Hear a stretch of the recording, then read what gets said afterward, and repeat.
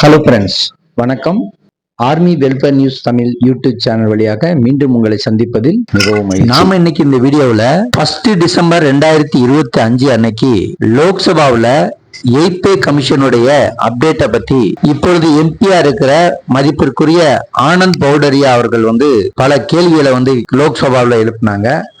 அதுக்கு எந்த மாதிரி பதில் தரப்பட்டது அப்படிங்கறத தான் நாம இன்னைக்கு இந்த வீடியோவில் பார்க்க போறோம்.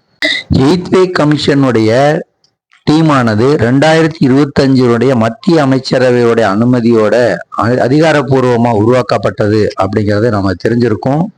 கூடவே இந்த குழுவினுடைய உறுப்பினர்களா தலைவராக மரியாதைக்குரிய நீதிபதி ரஞ்சனா பிரகாஷ் தேசாய், முன்னாள் உச்ச நீதிமன்ற நீதிபதி அவர்களையும், பகுதி நேர உறுப்பினரா ப்ரொஃபசர் புளோக்கோஸ் அவர்களையும், IIM பெங்களூருல பேராசிரியரா ஒர்க் பண்ணிக்கிட்டு இருந்த புளோக்கோஸ் அவர்களையும், அமைப்பு செயலாளரா ஸ்ரீ பங்கஜ் செயின் அவர்களையும் 8th பே கமிஷனுடைய டீம்ல இந்த 3 பேர் மட்டும் நியமிக்கப்பட்டு அதிகாரப்பூர்வமா அறிவிக்கப்பட்டது அப்படிங்கறது நாம தெரிஞ்சிருந்தோம். கூடவே இந்த டீம் அமைச்சதுக்கு அப்புறம் 18 மாசங்கள்ல தன்னுடைய பரிந்துரைகளை சமர்ப்பிக்கப்பட வேணும் அப்படின்றதையும் அந்த குறிப்புல தெரியப்படுத்தியிருந்தாங்க. ஆனா அதற்கு அப்புறம் இதுவரைக்குமே அந்த டீம் முழுமையாக அறிவிக்கப்படவில்லை, அமைக்கப்படவில்லை அப்படிங்கிறத நாம இதுல கருத்துல கொள்ள வேண்டிய விஷயமா இருக்கு. இப்படிப்பட்ட சூழ்நிலையில தான் லோக்சபாவில் 1 டிசம்பர் 2025 அன்னைக்கு இப்பொழுது எம்பியா இருக்கிற மதிப்பிற்குரிய ஆனந்த் பௌடரியா அவர்கள்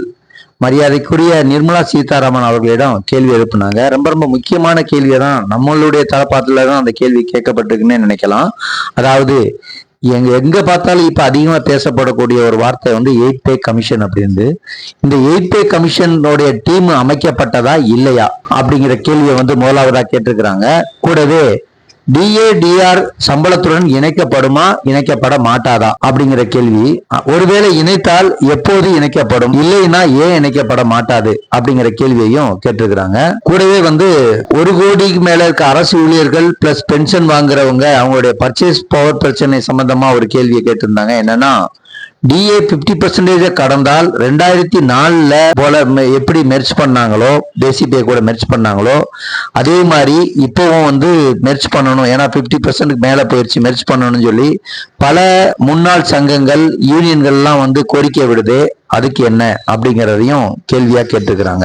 இதுக்கு பதிலளிக்கும் விதமா முதலாவதா 8th பே கமிஷனுடைய தற்போதைய நிலை என்ன அப்படிங்கறத சொல்லியிருக்கிறாங்க. அதாவது 7வது சென்ட்ரல் பே கமிஷன் 1 ஜனவரி 2016 இருந்து அமல்ல தான் இருக்குது. இது 10 ஆண்டுகளுக்கு ஒரு முறை தான் மாற்றி அமைக்கப்பட வேண்டியது. அப்படி பார்க்கும்போது 2026 தான் 8th சென்ட்ரல் பே கமிஷன் வர வேண்டும். அரசு இதுவரை அதிகாரப்படி எங்கேயும் உறுதிப்படுத்தப்படவில்லை அப்படிங்கிறத தெளிவா அப்டேட் பண்ணியிருக்கிறாங்க. அதே மாதிரி லோக்சபா பதிவுல காம்போசிஷன், டேர்ம்ஸ் ஆஃப் ரெஃபரன்ஸ் இந்த மாதிரி விவரங்கள்லாம் கிடைக்கலாம் அப்படிங்கறதுல எந்த விதமான மாற்று கருத்தும் இல்ல.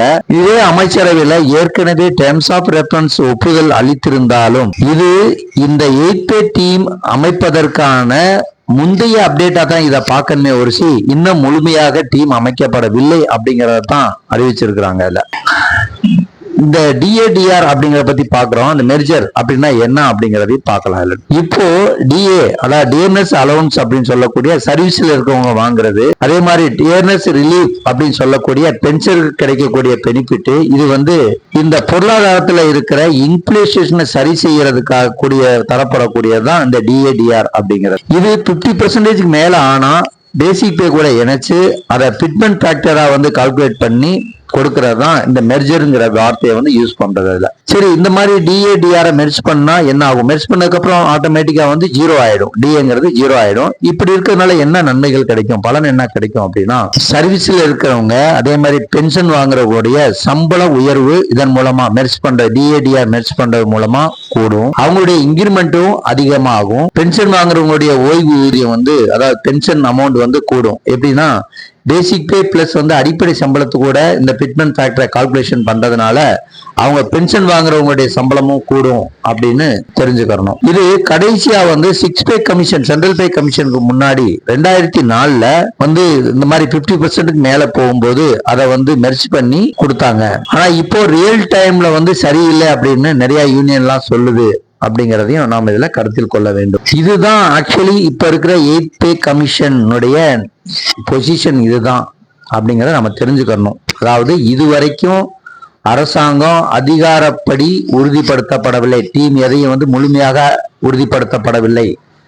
லோக்சபாவில் கேட்ட கேள்விக்கு பதிலளிக்கிற விதமா composition scheme, terms of reference announcement பண்ணியிருக்கிறாங்க அப்படிங்கிறது உண்மைதான். ஆனா இந்த அமைச்சரவையில் ஏற்கனவே டேர்ம்ஸ் ஆஃப் ரெஃபரன்ஸ் ஒப்புதல் அளித்திருந்தாலும் கூட இது 8th பே கமிஷன் முழுமையா அறிவிக்கப்பட்டதுன்னு எடுத்துக்கொள்ள கூடாது. இது இந்த ஃபுல், அதாவது ஆர்கனைஸ்டு டீம் அனௌன்ஸ்மெண்ட்டுக்கு முந்தைய அப்டேட்டா தான் இதை பார்க்கணும் அப்படின்னு தான் 1 டிசம்பர் 2025 அன்னைக்கு லோக்சபாவில் இப்போ எம்பியா இருக்கிற மதிப்பிற்குரிய ஆனந்த் பௌட்ரி அவர்கள் கேட்ட கேள்விக்கு மரியாதைக்குரிய நிதி அமைச்சர் நிர்மலா சீதாராமன் அவர்கள் சொல்லிய பதில் அப்படிங்கிறத நம்ம புரிஞ்சுக்கணும். அதனால இன்னும் டைம் எடுக்கும் அப்படிங்கிறதையும் நம்ம புரிஞ்சுக்கணும். கூடுதலா இந்த டேர்ம்ஸ் ஆஃப் ரெஃபரன்ஸ்ல சில குறைபாடுகள்லாம் இருக்குன்னு சொல்லியிருக்கிறாங்க. அதை பத்தி நம்ம அடுத்த வீடியோல பார்ப்போம். நன்றி, வணக்கம், ஜெய்ஹிந்த்.